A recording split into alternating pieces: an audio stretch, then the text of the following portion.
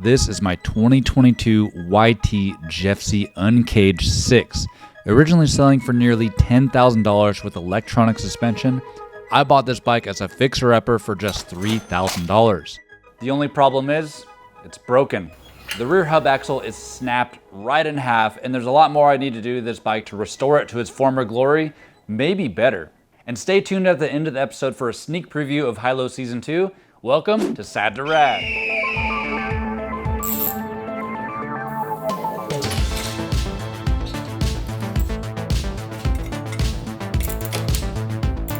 I didn't really think anything of these Industry 9 hubs having a broken axle. Parts wear out, they break, it's normal. Will you guys let me know in the comments that Industry 9 is very prone to breaking axles and wearing out bearings.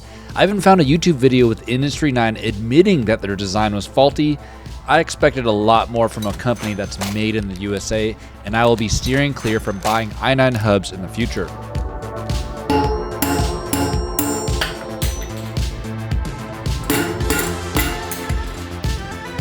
I don't have a bearing press that could work with these hubs, so I resorted to lightly hammering them in.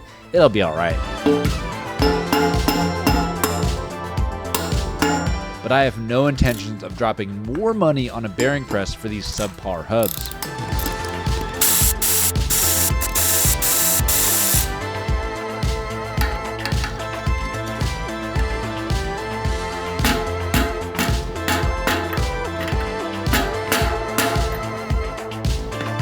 I also found this free hub grease to make the hubs not so loud. I didn't know how much to use, and it really quieted it down. Wait till you hear it.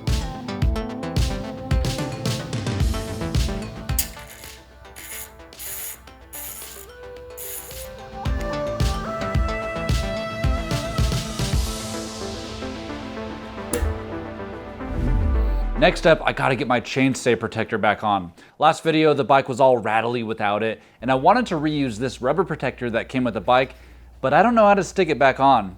Well, luckily, I have the best audience in the world, always giving great advice, and you guys told me to get this E6000 adhesive.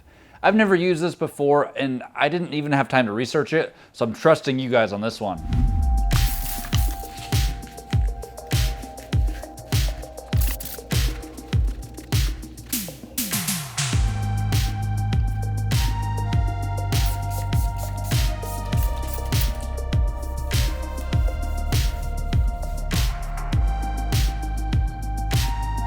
Good thing I was paying attention because I almost, I was so close to putting this on the wrong way. That would have been a nightmare. But so far so good, but the corners aren't pressed down all the way, actually like at all. And it took me a few minutes to figure out how to apply even pressure, but I cut up a tube, wrapped this chainstay nice and tight, and we'll check to see if that worked later.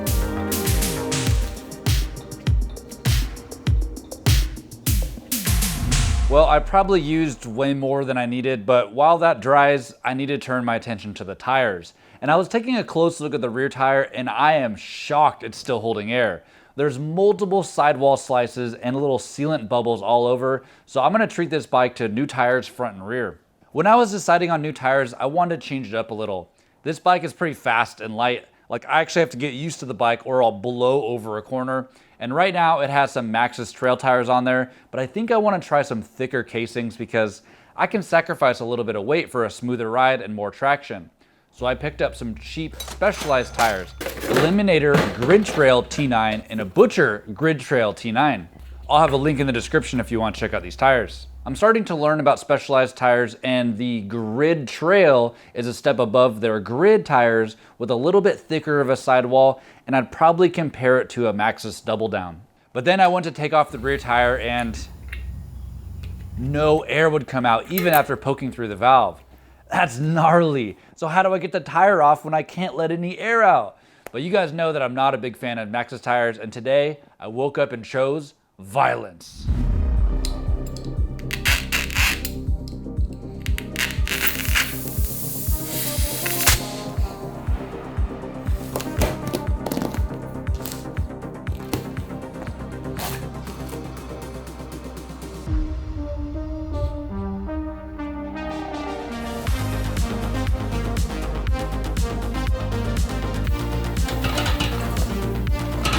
When you're removing or installing tires, it's super important to work the bead into the center channel of the rim.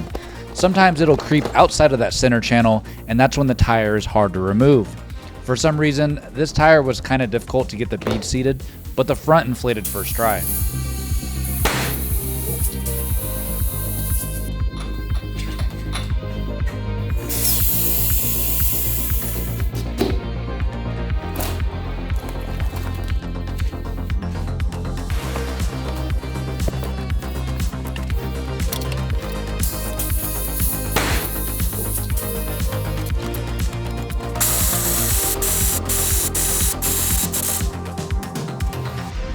So you may be wondering why I took off the rotors.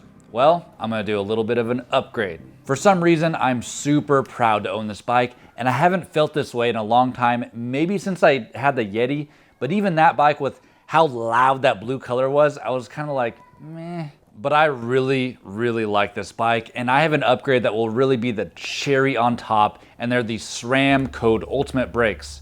The silver will really pop with the stem and the silver bits on the suspension. A few videos ago, I was working on my friend's Status and I had to swap the brakes. Then the hose was too short and I had to install a new hose. It was a huge, tedious mess. Well, thanks to you guys for commenting, I'm gonna try leaving the hose and swapping the caliper and the brake lever, which I think is way better than routing new hoses and avoiding all that mess. So let's see if this works out.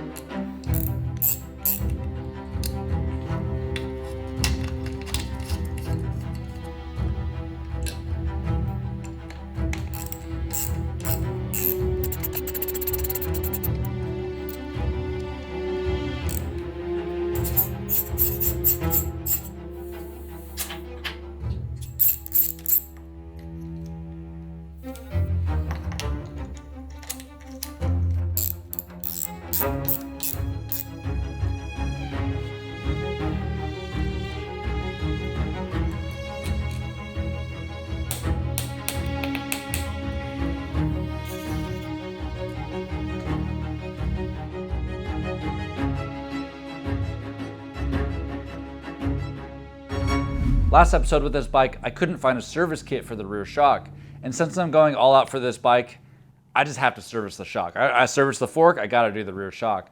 Well, luckily, Worldwide Cyclery had a kit, but man, restoring this bike is getting pretty expensive, and this suspension is so fancy, I really hope I don't mess this up.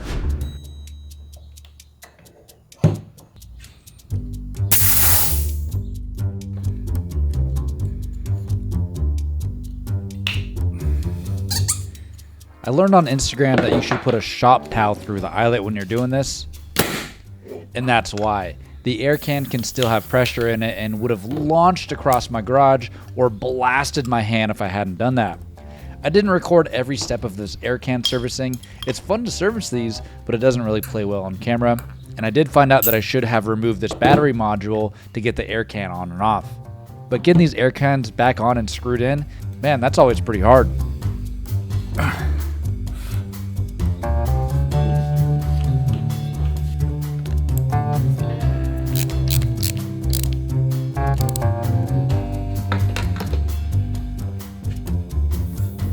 Wow, this restoration has taken me a lot more time than I thought.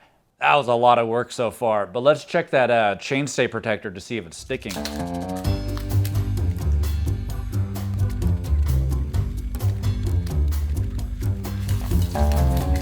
There's a little bit of squeeze out, but it's still pliable, so it's kind of easy to clean up. But the important thing is all the corners are stuck down, so that adhesive is a complete success. Thanks for the recommendation, guys.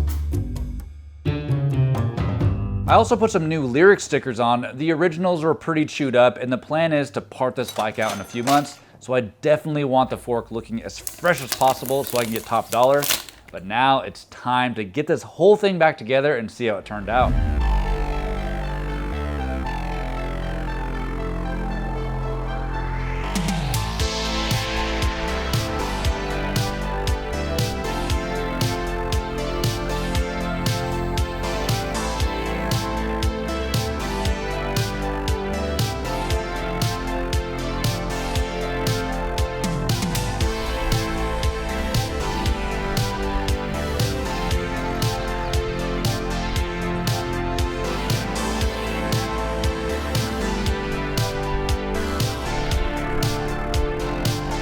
Well, this restoration just blew me out of the water. It far exceeded my expectations, and I'm actually really proud of this bike. No riding in this video, but as promised, a preview of High Low Season 2 right now.